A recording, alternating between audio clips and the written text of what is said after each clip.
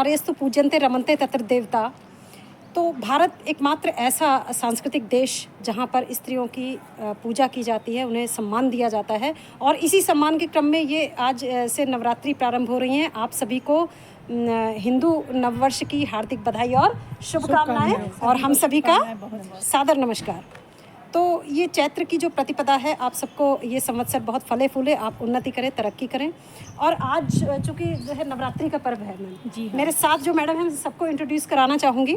आप जानते हैं मैं कुछ ना कुछ हर बार जो है किसी ऐसे व्यक्तित्व से मिलाती हूँ। यहाँ पर एक व्यक्तित्व नहीं, आज मेरे पास 3 व्यक्तित्व मौजूद हैं। ममता मैडम से आप वीडियो में मिल चुके हैं, जिन्होंने मैंने कहा था कि इन्होंने अपनी लेखनी को थोड़ा विराम दे दिया है, खामोश कर दिया है। दूसरा हमारे पास हैं कविता मैडम, जो कि आप ड्राइंग टीचर हैं और बहुत अच्छी आपने शायद डॉक्टरेट कर रखी है मैडम ड्राइंग में। और साथ में हमारे हेमा लोहनी मैडम हैं। आप वर्तमान में कविता मैडम प्लीज़ अपना परिचय दीजिए, आप कहाँ पोस्टेड हैं? मैं इस समय PM Singh Shri inter college Kotabagh में। और इससे पहले मैं दर्शकों को बता दूं कि आप सल्ट ब्लॉक में थे, अल्मोड़ा जनपद का दूरस्थ जो है क्षेत्र है वो। और मैडम हेमा मैडम प्लीज़ आप बताइए। GIC हेड़ा खान में हूँ। तो मैं अपनी बात शुरू करने से पहले मैं आप सबसे टीचर से जानना चाहूँगी कि हमारा देश जो परंपराओं का बंधा हुआ देश है, पहले क्या होता था कि यत्र नार्यस्तु पूज्यन्ते की बात तो कही गई, लेकिन जो है कई जगह कई सारी पाबंदियाँ थी। हमारे ज़माने में आपने महसूस किया होगा कि लड़कियों को चाहे वो पढ़ाने की बात हो, घर से निकलने देने की बात हो, शाम को घर लौटने की बात हो। अगर हम वर्तमान संदर्भ में देखें, आज की तारीख में अगर हम देखें, तो लड़कियों को इतनी फ्रीडम मिल गई है, इतनी आज़ादी मिल गई है कि दुरुपयोग भी हो रहा है। बिल्कुल। तो मैं आज आपसे एक तो इसके साथ कि नारी जो सशक्तिकरण है वो तो कदम रुकने नहीं चाहिए, लेकिन जो इस समय जो बेटियां हैं उनके लिए अगर कोई सुझाव है तो बारी बारी से मैं आप सबसे जानना चाहूँगी। ममता मैडम आपके पास आऊँगी मैं। मैम जिस तरह से हमारे को हम सभी लोगों को पता है कि पहले की पाबंदियाँ और अब की जो फ्रीडम है उसमें थोड़ा सा नियंत्रण होना जरूरी है। क्योंकि जो कह सकते हैं खुलापन है जो भी हमें मिल रहा है, उसका हम दुरुपयोग ना कर पाए। थोड़ी लगाम कसनी बहुत ज़रूरी है, क्योंकि अगर कहीं ना कहीं अगर नियंत्रण बना रहेगा तो जितनी भी ये समाज में जिस प्रकार जो ये लड़कियों के द्वारा जो अपराध किया जा रहा है उसका ग्राफ जो बढ़ रहा है उस पे थोड़ा सा रोक लग सकती है।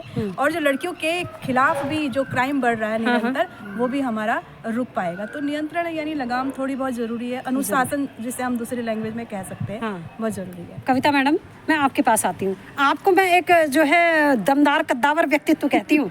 देखिए कविता मैडम मेरी बहुत पुरानी साथी हैं और हम लोगों की सर्विस एक साथ शुरू हुई थी। अगर दर्शक आप मुझे देख पा रहे हैं और यहाँ से इनको भी देख पा रहे हैं, क्योंकि थोड़ा कैमरा धूमिल हो रहा है अभी।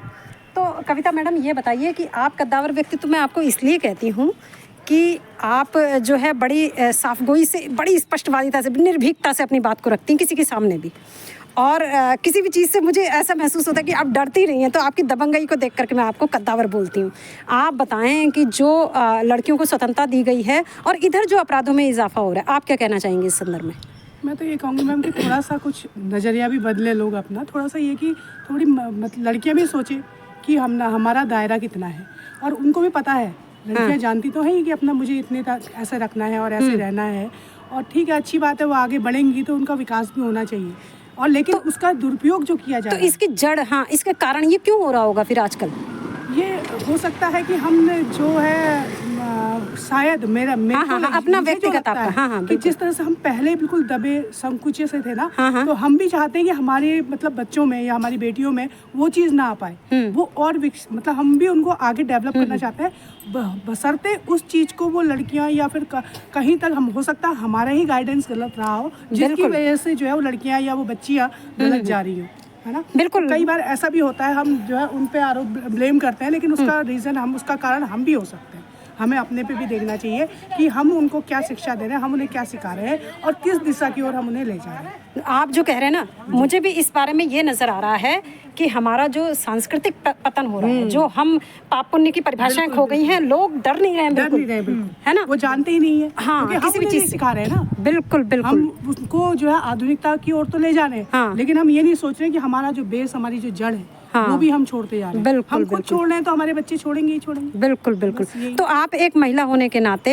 एक स्त्री होने के नाते आप क्या संदेश देना चाहेंगी बच्चियों को? मैं तो ये चाहूंगी कि ठीक है, उड़ो, जितनी तुम्हारी उड़ान है उतनी उड़ो, करो अपनी कोशिश, लेकिन अपनी कुछ दायरा, कुछ सीमा देखो, क्योंकि कई बार तुम्हें जो है कई चील, कई गिद्ध की नज़र तुम्हें देख रही है जो तुम्हें भी नुकसान पहुंचा सकती है, और उनसे बचना है, उनसे मैं ये कैमरा ले जाती हूँ हेमा मैडम की ओर और इनसे भी जानूंगी ज़रा से इस संबंध में विचार। बताइए मैडम। देखिए, ये बात हमारे संस्कारों में होनी चाहिए कि हम कैसी परवरिश अपने बच्चों को दे रहे हैं। तो इसके लिए विद्यालय का भी बहुत योगदान है और सबसे बड़ा योगदान होता है माता पिता का। तो माता पिता को अपने बच्चों को ऐसे संस्कार देने चाहिए कि वह आगे चल के एक अच्छे नागरिक बने।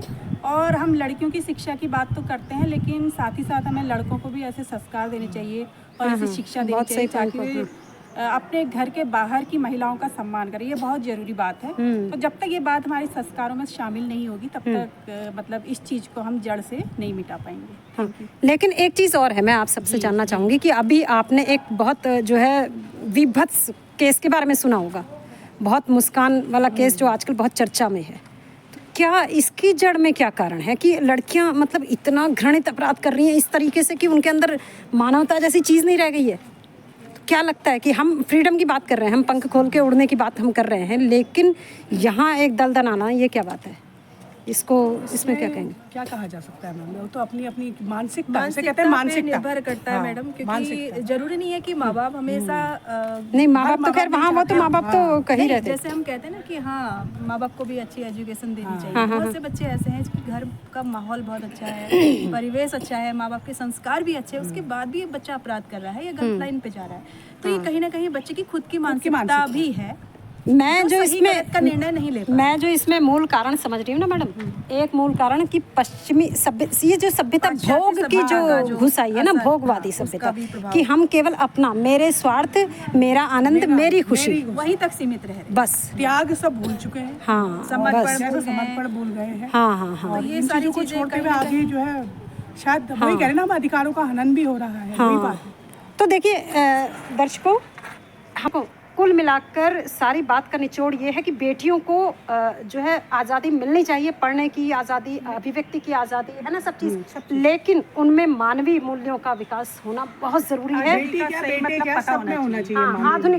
आधुनिकता का सही मतलब सभी में, बिल्कुल सही कहा कविता मैडम ने कि हर व्यक्ति में जो मनुष्य है तो मनुष्य के अंदर वो मनुष्यता का भाव होना चाहिए, और साथ में ये भी कि हम थोड़े संवेदनशील बने कि अगर मुझे जो है तकलीफ हो रही, दूसरे को दर्द हो रहा है ना, तो मुझे अभी गोपाल दास नीरज की वो कविता है, उनकी एक गज़ल है, उनकी पंक्ति है कि तेरी सोहबत का असर मुझ पे हो कुछ ऐसा, मैं रहूं भूखा तो तुझसे भी ना खाया जाए।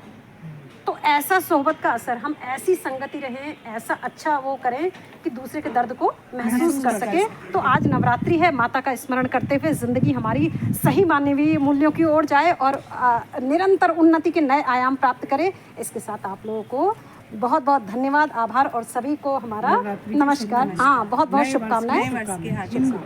हाँ, फिर मिलेंगे किसी नए विषय पर बातचीत के साथ।